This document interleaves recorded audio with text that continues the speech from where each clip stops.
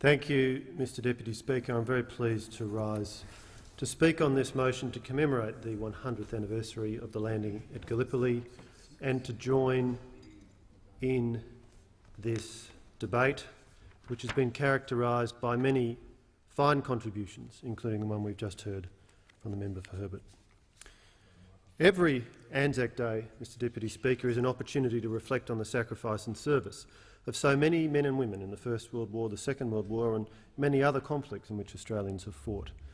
But as we mark 100 years since the landing on the Gallipoli Peninsula, 100 years since the battle which so quickly came to be a defining moment in our national character and identity, it is particularly timely to consider the central role of military service in our history as a successful democratic nation. There is something of a paradox in the way that a democracy goes to war and in the attitude we bring to the role of war in our history. For militaristic and fascist nations like Hitler's Germany or Tojo's Japan, war was to be sought out and celebrated. The nation gloried in its victories, and the disruption to the lives of tens of millions of people, both in the aggressor nation and in its victims, was of little consequence. Democracies, by contrast, go to war reluctantly, more often than not, only when it is necessary to defend themselves against aggression. It is notable that the famous call from opposition leader Andrew Fisher in July 1914 is couched in terms of defence, not attack. Should the worst happen, after everything has been done that honour will permit, Australians will stand beside the mother country to help and defend her to our last man and our last shilling. When democracies go to war, they do not abandon their fundamental values. On the contrary, to maintain popular support for the war effort, the government of a democracy must be able to show that the purpose of fighting is to defend and advance those fundamental values. During World War I, Australia held 2 successive referendums on the contentious question of conscription. The citizens of this young democracy reserved the right to decide on this fundamental question of how the war effort should be resourced, and twice repudiated the Prime Minister of the day, Billy Hughes, who later became the first member for Bradfield, who was urging that conscription should be adopted. Similarly, Australians at the front were determined to form their own opinions. Historian Michael McKernan highlights this point in his foreword to a recent edition of Keith Murdoch's famous letter about Gallipoli, saying, quotes, "Australian soldiers saw themselves as quite competent to form their own opinions, to think for themselves. They had freely offered their service as soldiers to their country, but they had not surrendered their capacity for independent thinking and judgment." The wars of the 20th century, particularly the 2 world wars, were tests of whether soldiers of a democracy could fight effectively. Would they be less disciplined? Would they follow orders less reliably than soldiers who had grown up in a totalitarian state? Or would their upbringing in a democratic nation be a strength, equipping them to display initiative and exercise their own judgment? And would the freedom and the way of life they enjoyed in a democracy translate into a greater determination to fight so as to preserve that way of life? Writing about D-Day, the American historian Stephen Ambrose said, quotes, "It was an open question towards the end of spring 1944 as to whether a democracy could produce young soldiers capable of fighting effectively against the best that Nazi Germany could produce. When the test came, when freedom had to be fought for or abandoned, they fought. They were soldiers of democracy." So too were the Anzacs soldiers of democracy. Indeed, Charles Bean, Australia's official war historian, saw a parallel with soldiers of the ancient Greek democracy of Athens who had fought in the Dardanelles over 2,000 years earlier.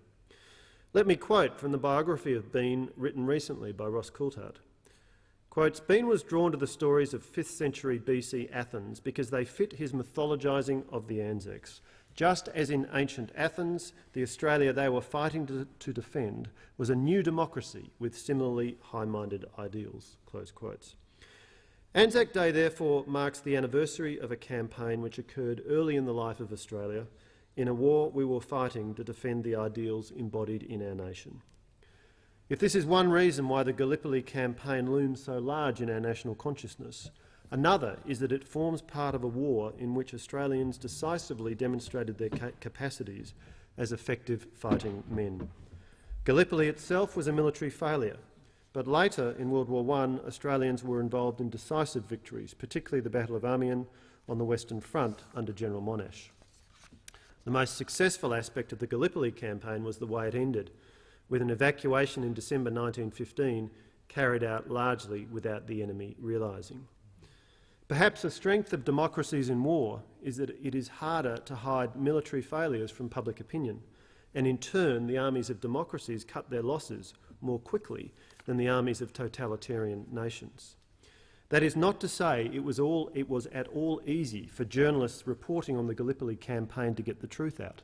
They faced heavy censorship, but the efforts of Australian journalists like Keith Murdoch and Charles Bean were important to the decision ultimately taken that the campaign should be abandoned. It is hard to imagine such men operating and their work having a similar effect inside a totalitarian political system. The centenary of Anzac, of course, is much more than a commemoration of the Gallipoli campaign in World War I. On the contrary, we are recognising over 100 years of service and sacrifice by the men and women of our armed forces.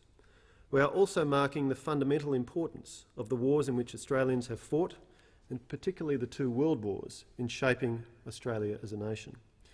The First World War led to a change in Australia's perception of itself and its standing in the world. After the victory, we pushed forward to participate more strongly in world affairs and to express the ideals which had motivated us to fight. Prime Minister Billy Hughes demanded a seat at the table at the Paris Peace Conference in 1919 and pushed the case for Australia to have independent membership of the League of Nations despite the reluctance of the United States. On the 28th of June 1919, Hughes signed the Treaty of Versailles on behalf of Australia, and at the end of the conference, Australia was a full member of the League of Nations and, along with the other former British dominions, had achieved a new international standing. But of course, all of this came at enormous cost to so many ordinary Australians. The impact on the region of Ku-ring-gai within my electorate of Bradfield is a good example. Over 1,300 people with a connection to this area served in the First World War, and the ratio locally as nationally was terrible.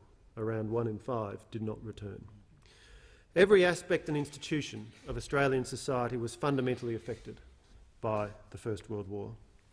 In the words that Charles Bean used of the Anzacs, adapted from a memorial to the earlier Athenian soldiers, they gave their shining youth and raised thereby valour's own monument which cannot die. If you add up the rolls of honour, Mr Deputy Speaker, across schools, across other social institutions, across the cities and towns and villages of Australia, you reach dauntingly large numbers. The Australian War Memorial records the name of over 102,000 members of the Australian Armed Forces who've died in war or due to war or warlike service and on certain other operations. But while we can add up numbers, we can never calculate the true human cost. We can only know that all of us today, citizens of this vibrant, prosperous, successful modern democracy, a country that ranks second in the world on the Human Development Index, a country with standards of education and healthcare envied around the world, a country of peace and safety and personal security. All of us, citizens of this country, owe such a profound debt to our soldiers of democracy. And that is, I am sure, why the experience in Bradfield was the same as the experience that members of this House have reported all around Australia, that attendances at Anzac Day services were up to double, in some cases more than double, the normal attendance levels.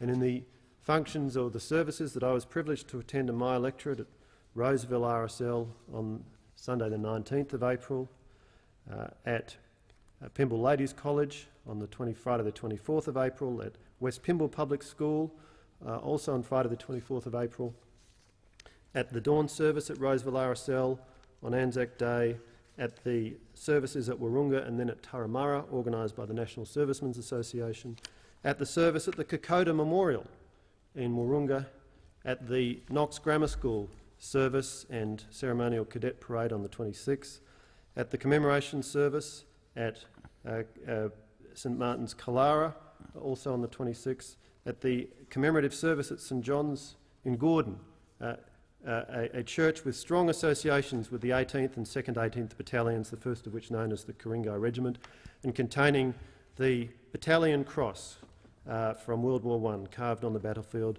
and a second cross from World War II. At all of these events, the attendance was remarkable as Australians in my electorate of Bradfield, as all around Australia, commemorated this extraordinarily important occasion, the centenary of Anzac. I thank the Parliamentary Secretary